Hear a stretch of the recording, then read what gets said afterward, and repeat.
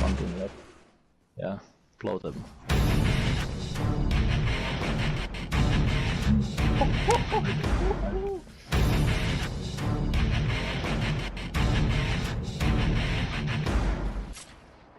Hi guys, what's up, and welcome to my new video in How to Destroy Nerds series.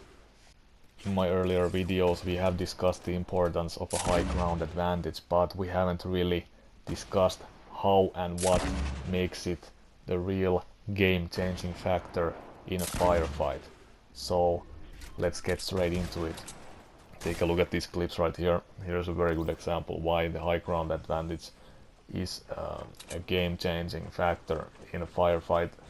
You can see the enemy and he cannot see you, and you can peek from wherever you want, and this enemy doesn't have cover. You can shoot him, you can peek him and shoot him right away, and the enemy can only return fire when you expose yourself. The enemy cannot make the first move if you are in the high ground. You will always have the first move when you start shooting, and the enemy has to react, and he does not know where are you gonna be shooting from next, unless you're retarded and you're gonna shoot from the same spot over and over again, and even then you're gonna have more cover than he has.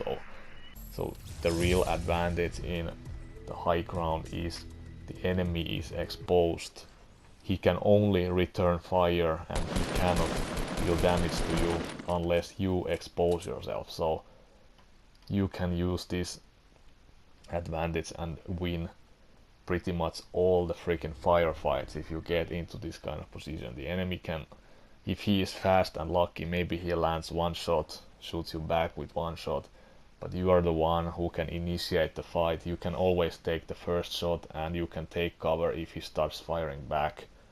This is why you will win pretty much all the freaking fights if you are on the high ground and you know what you're doing. So, and also here's another bunch of clips where you can see this very interesting situation. You see in this solo game, for example, right here, there's a bunch of enemies who also abuse or try to gain this kind of high ground advantage in the late game. And the good players, they will start fighting over this position in the late game. It doesn't matter really if it's squads or duos or solo. If you get a high ground advantage in the late game, you're very likely to win the whole game. And you can see here, we ended up fighting over this rooftop right here, because that will give you the best high ground. I kept lobshotting this guy with a grenade launcher, and I forced him to back off or he dies if he's gonna stay there. So I'm gonna steal his position from this roof, and I'm gonna take it and build myself a tower right there and dominate this whole end game and win the game. And that's pretty much what happened. So this is what you need to do sometimes. If the enemy is smart and tries to do the same thing as you wanna do, you're gonna wanna get rid of him, force him to surrender his high ground and take it from him and win the game. This is what you need to do, because if you cannot take it, he's gonna be shooting your ass from the high ground, and that is something what you don't want to happen. You're pretty much guaranteed to lose the game if that happens. So never stay on the low ground and always take the high ground. If somebody has already taken it, just force them to surrender it and take it, steal it from them. That's just how it works. That's what you gotta do if you wanna win these games against these tryhards and nerds. I'm not sure if these guys are nerds and tryhards. Tryhards are more into ramp rushing, but this guy right here showed some very smart strategic gameplay. I know what he's trying to do because I'm doing exactly the same thing. And there's actually this other one also, and I just destroyed his base as well. You see, he tried to hide behind this bus right here, and I had to blow him up a little bit. So that's how you get rid of these other competitors in this area. You have to do this, because yeah, otherwise you're gonna be pounded yourself from the high ground. And obviously these little PUBG crawlers right here, as you can see, these guys, they are so stupid. They play this kind of game, they are afraid to make this kind of big plays, so they just think they can hide the whole game and then make some kind of sneaky move in the end, but that's not how this game plays. Fortnite is a game which rewards this kind of like big play.